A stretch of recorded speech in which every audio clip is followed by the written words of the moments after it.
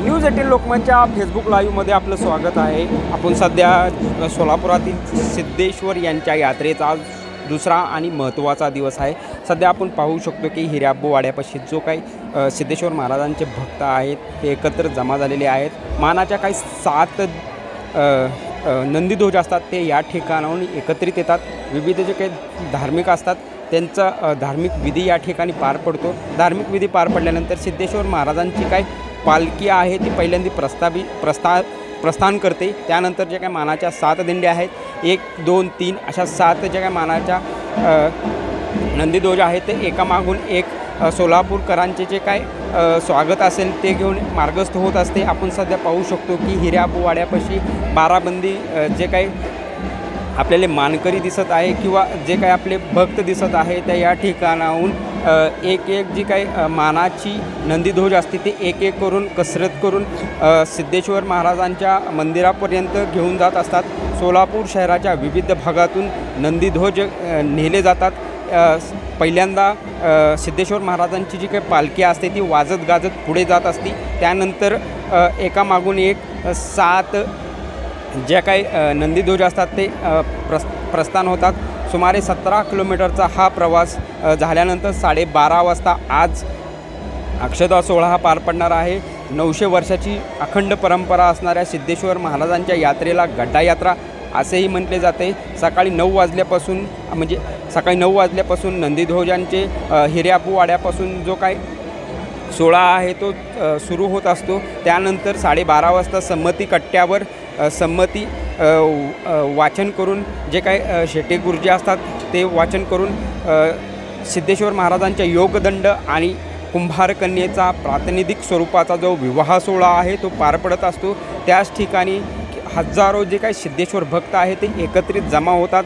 जमा झाल्यानंतर जो काही संमती कट्ट्यावरचा जो विवाह सोहळा आहे तो पार पडत असतो। त्यानंतर 5 दिवस चालणारा हा सोहळा 13 तारखेला आपण पाहायला गेलं तर तैलपूजन करून विवाह सोहळ्याची सुरुवात करण्यात आली होती। आजचा महत्त्वाचा दिवस आहे। आजच्या दिवशी संमती कट्ट्यावर जे काही सिद्धेश्वर भक्तांबरोबर सोलापूरचे पालकमंत्री असलेले चंद्रकांत पाटील असतील किंवा राष्ट्रवादी काँग्रेसचे शरद पवार गटाचे रोहित पवार असतील किंवा इथील स्थानिक आमदार खासदार असतील किंवा प्रशासनातील अधिकारी असतील यांच्या साक्षीने हा विवाह सोहळा पार पडत असतो।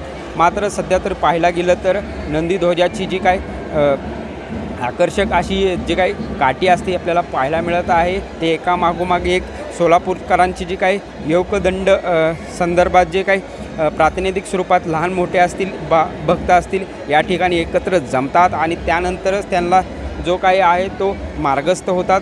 हे मार्गस्थ होत असताना सोलापूर शहराच्या विविध भागातून जात असताना सोलापूर शहराचे जे काही सोलापूरकर आहेत कुठे रांगोळ्या काढून किंवा कुठे फुलांची उधळण करत जे काही 7 की मानाच्या नंदीध्वज आहेत किंवा सिद्धेश्वर महाराजांची पालखी आहे या ठिकाणी स्वागत केले जाते। नंतर दुपारी 12:30 वाजता ह्या ज्या नंदीध्वज आहेत ते संमती कट्ट्यावर एकत्रित जमा होतात।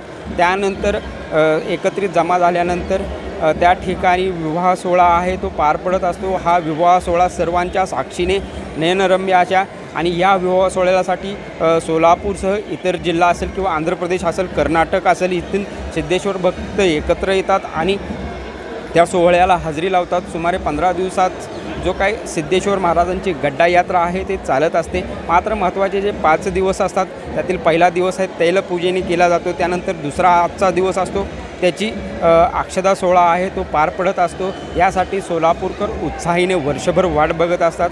मात्र दुसऱ्या दिवशी जो काय आहे कुंभारकन्येची जी काय प्रतिपादन पूजा आहे ती केली जाते। त्याची होम मैदानावर हे पूजन केले जाते।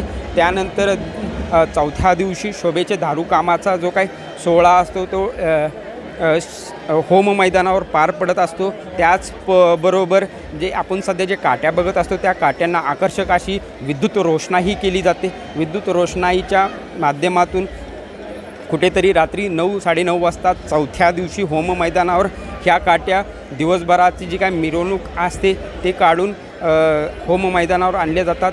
त्यावेळेस जे काय हजारो जे काय सिद्धेश्वर भक्त आहेत त्या ठिकाणी पोचलेले असतात आणि हा सोहळा पाहण्यासाठी वर्षभराची वाट बघत असतात. त्यानंतर 5व्या दिवशी होम मैदानावरच जे काय सिद्धेश्वर महाराजांनी केलेले कार्य आहे त्याची लेझर शोच्या माध्यमातून भाविकांसाठी ते दाखवले जाते. त्याचबरोबर सोलापूर शहराच्या विविध भागातील सध्या आपण पाहू शकतो की जे काय या ठिकाणावर नंदीध्वज जातात त्या ठिकाणात जी काही वाहतूक असेल किंवा इतर प्रशासनातील जे काही अधिकारी यांनी चोख असे नियोजन केलेले आपल्याला पाहायला मिळत आहे. कुठेतरी या जो काही सिद्धेश्वर यांचा यात्रा सोहळा आहे कुठेतरी व्यवस्थित व्हावा, त्याचं नियोजन करावं, अशा पद्धतीने गेल्या 15-20 दिवसापासून प्रशासनाच्या अधिकारी किंवा प्रशासनातील जे काही कर्मचारी असतील, प्रशासन व्यवस्था असेल ते आपल्याला राबताना दिसत आहे. सिद्धेश्वर मंदिर पंच कमिटी असेल किंवा हिऱ्याबुवाड्यातील जे काय मानकरी असतील गेल्या 15 दिवसापासून या यात्रेची तयारी केलेली आपल्याला पाहायला मिळत आहे. त्यामुळे कुठेतरी आजचा महत्त्वाचा दिवस असताना सिद्धेश्वर भक्त आहेत ते एकत्र येतात आणि हिऱ्याबुवाड्यापासून ह्या मिरवणुकीला सुरुवात होते. ह्या मिरवणुकीनंतर आज 12:30 वाजता संमती कट्ट्यावर जो काही अक्षदा सोहळा आहे तो पार पडणार आहे.